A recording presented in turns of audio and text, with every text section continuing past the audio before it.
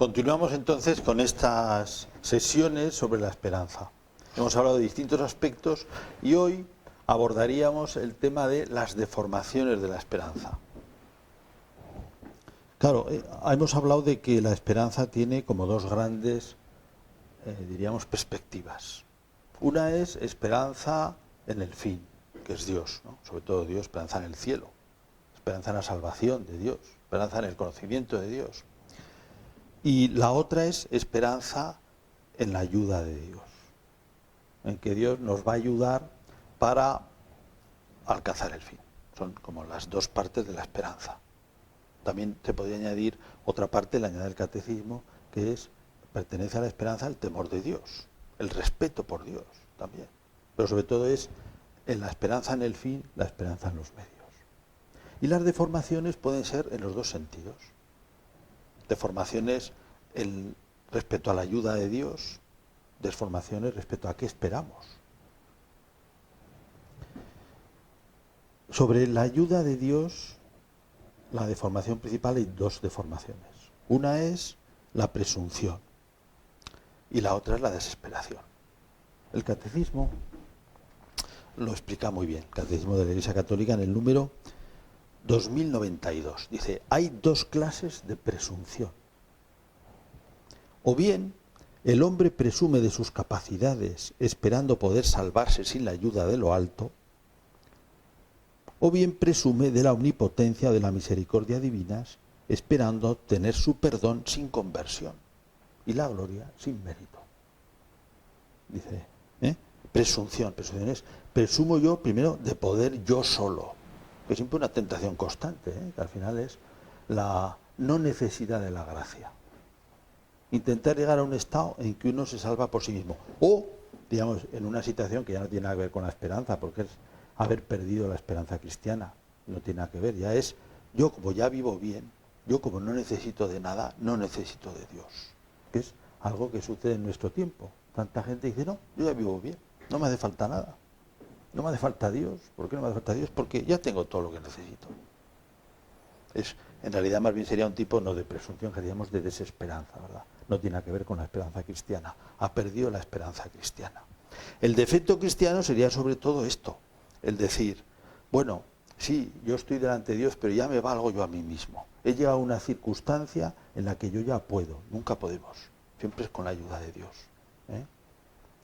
Y el otro aspecto que mencionaba, claro, sobre la presunción, ¿verdad? El decir, bueno, no me convierto. Ya presumo, como Dios me va a salvar de todas maneras, no hago ningún esfuerzo. Me pongo en manos de Dios, yo no hago nada ya, ¿no? Dice, no, Dios me va a salvar. Cualquier cosa sirve. Bueno, también a veces se observa eso. La idea de la salvación también nos mete una urgencia en lo que nosotros tenemos que hacer. Eso es necesario. Podríamos añadir todavía un tipo de presunción, que es clásico también, aunque no lo menciona el catecismo, que es, diríamos, el tentar a Dios. Eso que aparece en una de las tentaciones de Cristo. Tírate desde aquí, desde el pináculo del templo, y sus ángeles te recogerán.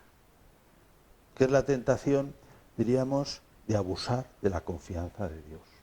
Eso se llama tentar a Dios. Yo hago una cosa, digamos, excepcional y exijo de alguna manera que Dios me ayude. Empiezo esto y digo, no, Dios me tiene que ayudar, ¿por qué? Porque sí.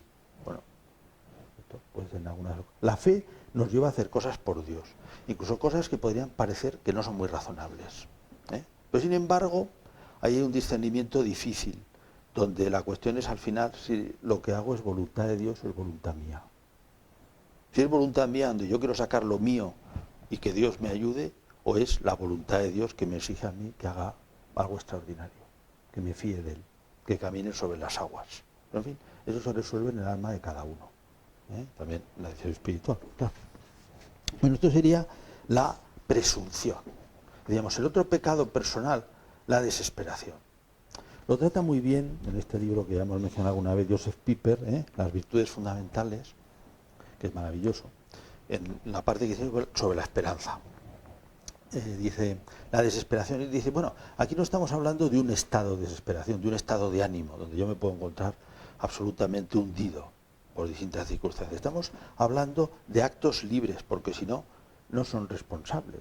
Si es puro estado de ánimo, un pecado es un acto libre. Si no hay acto libre, no hay pecado. O sea, digamos, una situación anímica, por ejemplo, depresiva, pues eso no es, puede titularse, diríamos, por llamarle de alguna manera, desesperación, pero no entraría dentro de lo que estamos hablando, ¿no? La desesperación es, dice, la pérdida de confianza en la salvación. Yo ya no confío en la salvación. Y él se refiere de manera particular, podría haber casos dramáticos, incluso esto en la historia se ha considerado por los padres de la Iglesia como, le han calificado a esto, a la desesperación, como el pecado contra el espíritu. Es pecado que no se perdona porque no quiere ser perdonado, no hace nada para que sea perdonado. Pecado contra el espíritu, la desesperación. Pero vamos a dejarlo ahí.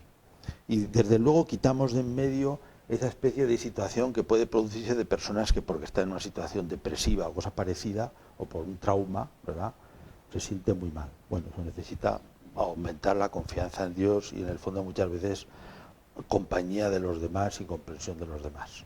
Pero Piper señala un tipo de muy interesante de desesperación, que es, dice en la clásica, que es ese pecado capital antiguo que ha sido deformado, que se llama la acedia, la tristeza.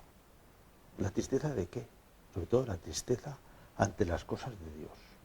Cuando las cosas de Dios no dan alegría, sino que causan tristeza. Y causan tristeza, y es la definición misma de tibieza también, por el esfuerzo que comportan.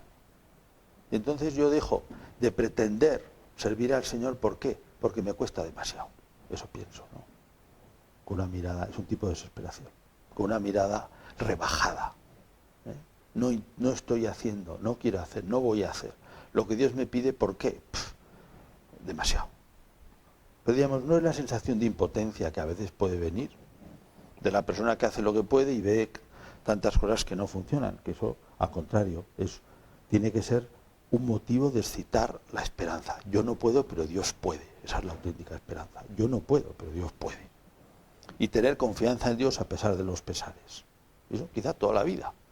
Con los males que se padecen de fuera, con los males que se padecen por dentro. También los males morales. Yo no puedo, Dios puede. Dios puede. Y una confianza renovada constantemente y que está apoyada no necesariamente en la propia experiencia, está apoyada en la confianza en Dios, está apoyada en la palabra de Dios, no en sentir o en que me salgan las cosas bien, está apoyada en la palabra de Dios. Dios es fiel, Dios me ha prometido, Dios cumplirá, Dios me sacará adelante. Pues estas son las deformaciones, diríamos, personales que tienen que ver con los medios, si Dios me va a ayudar o no, o si confío o no en la ayuda de Dios. Hay otras deformaciones que tienen que ver más bien con los fines. O sea, ¿qué es lo que yo espero? ¿Qué es lo que yo espero? Claro, la esperanza cristiana es la esperanza del cielo, la esperanza en Dios, la esperanza en la salvación. No la esperanza en otras cosas. Aquí se pueden mezclar cosas de diverso tipo.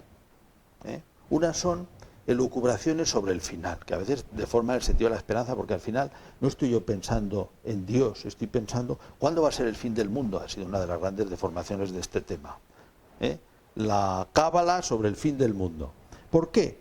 Porque en la Escritura se dan muchos signos de cuándo va a ser el fin del mundo, cómo va a ser. Y a veces, en lugar de esperar la venida de Dios, lo que estoy es elucubrando sobre cosas curiosas. Cosas curiosas que están dichas, por una parte, para que las tengamos en cuenta. Por otra parte, están dichas de una manera, como ya hablamos cuando hablamos del Apocalipsis, que no son suficientemente claras para que nos podamos, digamos, establecer una especie de calendario. ¿Cuándo va a ser el séptimo sello? No lo sabemos. ¿Quién es el anticristo? No lo sabemos. Incluso es curioso porque cuando nos acercamos al Apocalipsis, San Juan dice, ya estamos, hay muchos anticristos. Es decir, los signos del final de los tiempos, los signos de la bestia, los signos de los profetas falsos, los signos de la Babilonia que persigue a los cristianos, se han repetido muchas veces en la historia y se siguen repitiendo. Y no hay por qué pensar que porque por un momento dado alguien represente esa figura en distinta medida, ya eso no es fin de los tiempos. No sé, no tiene sentido. San Pablo recuerda a los tesalonicenses que habían dejado de trabajar algunos, pensando que al fin de los tiempos es inminente, que no, que hay que trabajar. ¿eh? Que no os dejéis alterar, lo dice de una manera tan interesante, no os dejéis alterar por cosas que os digan, ¿no? Por lo que respecta a la venida de nuestro Señor Jesucristo y a nuestra reunión con Él, os rogamos, hermanos, que no os dejéis alterar tan fácilmente en vuestro ánimo, ni os alarméis por alguna manifestación del Espíritu, por algunas palabras o por alguna carta presentada como nuestra, que os haga suponer que está inminente el día del Señor. No, no. Y eso fue entonces y es ahora. Y San Pedro, en la segunda carta de San Pedro, se lee una cosa que es más bien contraria. Vamos, no contraria, sino que es como en sentido contrario. Los que se preocupan de que todavía no ha llegado, a ver si va a llegar, que llegue, y dice, bueno, tened paciencia, porque para Dios un día son como 1000 años. Bueno, hay otras cosas curiosas, pero ya no entramos en ellas, de las fechas que algunos han supuesto históricamente, han fijado. Tal fecha va a ser el fin de los tiempos. Eso pasa en algunos movimientos protestantes, como los adventistas del séptimo día, los mormones y otros y otras se da cuenta que han fijado incluso fechas con la consabiedad, gran chasco se llama. Bueno, esto es.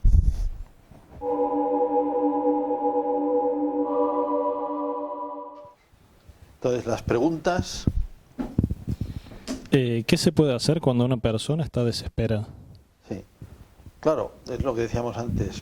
Puede ser que algunas veces sea por una cuestión puramente psicológica, es decir, una depresión. Entonces lo que hay que hacer, pues, tratarle con paciencia, distraerle y, bueno, y también con especialistas, ¿no? Diríamos, eso no es un pecado, de luego, ni nada que se parezca, es más bien una cruz, una enfermedad como otra cualquiera, lo que pasa es que afecta internamente y eso desconcierta mucho. En otras circunstancias puede ser por los golpes fuertes de la vida, que también en algún momento, digamos, en los cuales a lo mejor pues Dios ha querido que suframos de distintas, los fracasos, circunstancias dolorosas de la vida, muertes de otras personas, sufrimientos de otras personas que forman parte de la cruz que llevamos, y a veces la única salida que tiene es la unidad, la unión con Cristo. Esa es la salida cristiana.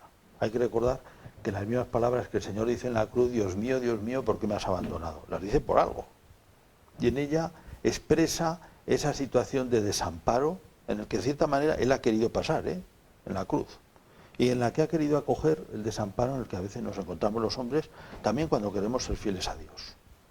Aquí no se nos ha asegurado el triunfo en la tierra, como se le dice la Virgen a Bernadette. No te voy a asegurar el triunfo en la tierra. No te vas a asegurar nadie, la Iglesia tampoco. El triunfo en la tierra. Está asegurada la ayuda de Dios, eso sí. Y que aquello vale, que tiene un sentido para la vida eterna. Y esa es la ayuda, bueno, y le ayuda mucho a todas las personas, nos ayuda mucho la compañía. La compañía cristiana es una huella de la presencia de Dios.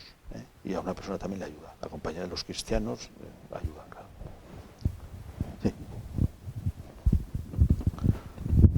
¿Qué podríamos hacer para no caer en una desesperación, en la tibieza o contra la tibieza? Sí, efectivamente. Es muy bonito, como decíamos, esto que trata Piper. Es esa especie como de caer en que ya no quiero luchar porque me parece cansado. Estoy cansado, no me parece bonito. Pues en el fondo es un problema de enamorarse otra vez. Y también ahí viene oportunamente este tema de Piper, de Piper y de la tradición de la Iglesia, del temor de Dios. Dios nos quiere, pero también Dios nos espabila.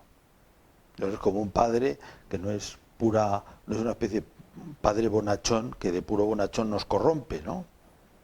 Porque nos hace flojos y cada día más flojos. Dios quiere que nosotros seamos buenos hijos suyos, en la medida en que podamos. También acordarse de que nos la jugamos, ¿no? Hay que despertar. Eso en algún momento también hay que espabilar. Y luego los medios tradicionales para la tibieza no siempre, pues poner atención en cosas pequeñas de la vida espiritual. Y también encender un poco, ver de qué manera se enciende el amor de Dios y el amor a los demás, espíritu de sacrificio. Porque al final, mientras que lo que tira para abajo es que las cosas cuestan, lo que tira para arriba es que las cosas son bonitas.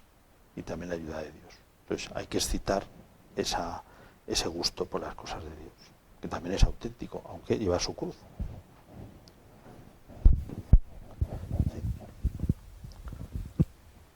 qué se dice en el Evangelio que el pecado contra el Espíritu Santo no tiene perdón? Como, como que Dios en ese momento perdiera la misericordia. Sí. No, Dios nunca pide su misericordia porque Dios es fiel. La tradición de la Iglesia que ha interpretado esto de distintas maneras, pero se ha fijado especialmente, aquí hablábamos de una de las interpretaciones, que es una persona que no quiere esperar nada de Dios, ¿no? Eso es una... ¿Qué pasa? Que el que se cierra a Dios, Dios no puede hacer nada con él, porque Dios respeta nuestra libertad. Cuando Joseph Ratzinger, el Papa Benedicto XVI, pensaba en el infierno, y también con él muchos otros, pensaban en la única posibilidad de que exista el infierno, precisamente porque existe la misericordia de Dios, es esta: una persona que libremente no quiere aceptar el amor de Dios, que se cierra a eso. Dios respeta esa libertad, no la fuerza. Esa sería la desesperación, eso sería el pecado contra el Espíritu Santo, el pecado auténtico contra el Espíritu Santo. Lo otro, Dios siempre nos dará su misericordia, a poco que hagamos nosotros. Eso es distinto que una persona en un momento dado, por confusión mental o vital o lo que sea, pues lo sienta así. Eso es distinto, ¿eh? Se trata de una actitud interior muy fuerte, que habría que ver hasta qué punto se puede dar así, porque somos poca cosa para el bien y para el mal también.